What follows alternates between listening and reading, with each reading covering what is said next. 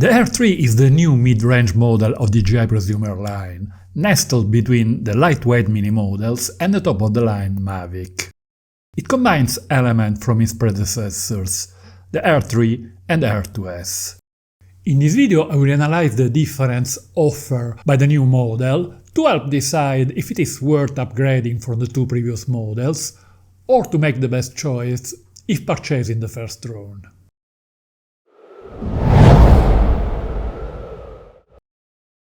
The R3S was released in October 2024, 15 months after the R3. This is in line with the usual schedule for new models, put on the market less than a year and a half after its predecessor. On some occasions, the new models bring some major improvements that entice some users to upgrade from the previous one. Other times, there are just a few minor improvements, useful only for some specific situations. Compared to the R3, the R3S brings some improvements relevant only to small categories of users. Some other differences are just minor user features that are not real deal maker. I didn't have any real reason to upgrade, so I decided to skip this one. Let's see the major difference. Both models have a dual lens system. The wide-angle lens of the R3 has a 1/1.3 sensor with a field of view equivalent to 24mm, a very wide fixed aperture of f1.7, a video resolution of 4K, and a maximum bitrate of 150 Mbps. The main lens of the R3S has a bigger 1-inch sensor, a fixed aperture of f1.8, the same field of view of 24mm, a video resolution of 4K, and a max bitrate of 130 Mbps. The medium telephoto lenses are identical in the two models, with a 1/1.3-inch sensor, a field of view equivalent to 70mm, and an aperture of f2.8. When it comes to photography, both models have a true resolution of 12 megapixels. They also offer a higher resolution mode obtained by splitting each pixel into 4 smaller ones to improve detail resolution. With this mode, the R3 produces images with a resolution of 48 megapixels with both lenses, while the R3S can reach 50 megapixels, but only with the wide-angle one. This mode should not be considered the true resolution of the camera. You can watch my video about the 48 megapixel mode in the Mini 4 Pro by clicking on the link above. The main difference between the two models is the bigger 1-inch sensor of the R3S wide-angle camera. It should produce better results in low light and high dynamic range, with an announced 14 stops of dynamic range versus 12 for the R3. I have carefully analyzed footage taken with the two models, and I find it hard to find major differences. Even with a smaller sensor, the image processing platform of the R3 produces footage of excellent quality in all light situations, and I don't detect major differences between the two models. If I watch footage side by side, at times I find just a touch of extra detail in the R3S. But if I watch them separately, I cannot tell which model was used.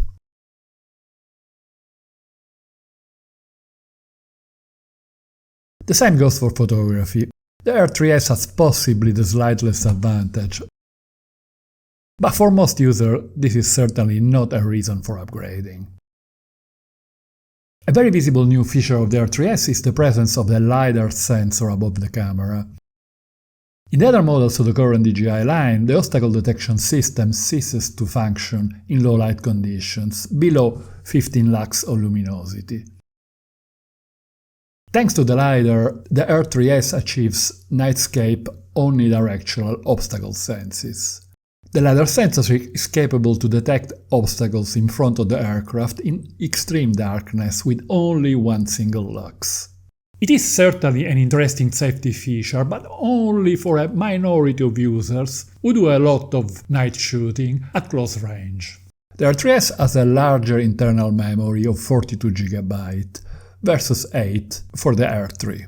It is a nice addition, useful when we forget to bring the memory card, but not a reason for an upgrade. The slow motion mode has been pushed to 120 frames per second for extreme slow-mo, another slight improvement compared to the 100 frames per second in the R3.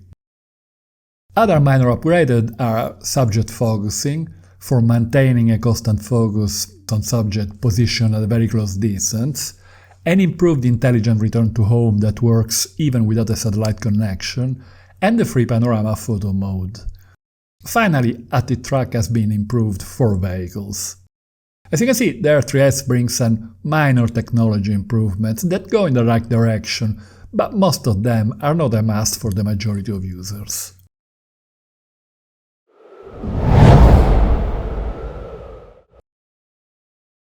The R2S is an outstanding drone with excellent video and photo quality thanks to the 1-inch sensor and the resolution of 5.4K for video and 20 megapixel for photos. I love the R3, but many users were disappointed when it was released. They expected the same sensor size, video and photo resolution as the R2S. Surprisingly, the R3S is limited to 4K despite the 1-inch sensor. The extra resolution is a big plus for the R2S in terms of video quality and for reframing and zooming while editing. The same goes for photography, as the R3 doesn't match the true 20 megapixel resolution of the R2S and only offers 20 megapixel, focusing instead on the 48 megapixel mode. The R2 is now almost 3.5 years old, a geological era for drone technology, so many recently introduced features are missing. Battery life is probably the weakest point of this model. The announced flight time is 31 minutes versus a whopping 46 for the R3. This makes a huge difference for all users, especially those interested in hyperlapses. Omnidirectional obstacle sensors and waypoint mode are two other crucial features that are missing. Both functionalities have been added to the R3 and R3S, so many users can be tempted to upgrade. An even more important reason for the upgrade is the presence of the second lens in the newer models. The medium telephoto lens opens plenty of new possibilities for videography and photography. Taking footage or photos in locations that cannot be otherwise reached, filming wildlife from far away to avoid disturbing, adding fascinating parallax effects between subjects in the foreground and elements on different layers in the background. The two lenses can be used in the same shooting to add variation and produce more interesting material that can be integrated into a project. Most other intelligent modes have been improved since the release of the R2S, especially for tracking. For many owners of the R2S, upgrading is something to consider, but which new model is the better choice? The R3 and the R3S are both excellent candidates. The choice depends mostly on the price. For the same price, choosing the R3S is the obvious choice. But at the moment, the R3 is proposed at a discount of 10 to 20% compared to the R3S, according to the configuration. At this price, it becomes a very interesting candidate. You can check the updated price of the different configuration in the description of this video. Click on this link to watch my video about the video quality of the R3. And don't forget to hit the like button if you found this video interesting. Thank you.